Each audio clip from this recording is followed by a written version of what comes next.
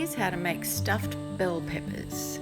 So I had fun doing this. All you need are some bell peppers, some rosemary, garlic, cream cheese, olive oil and a jar. First thing you're going to do is chop off the top and get rid of those little pesky seeds which are really hot, and I wear gloves because otherwise it's way too sensitive. My skin's way too sensitive for this. So once you've done them all, then chop the garlic, and once you've done that you can pop it into the jar that just magically appears like that, and then you can stick in a nice twig of rosemary. Then grab your dry peppers and stuff them with this cream cheese. You can use ricotta, goat's cheese, vegan cream cheese, whatever you like. Then top it up till it's covering the top of the peppers with the olive oil.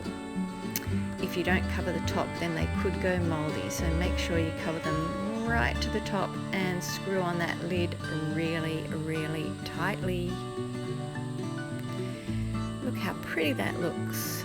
Ready to go in the fridge and leave it for about a week or so, and then they're ready to gobble down. Yum yum. Thanks for listening.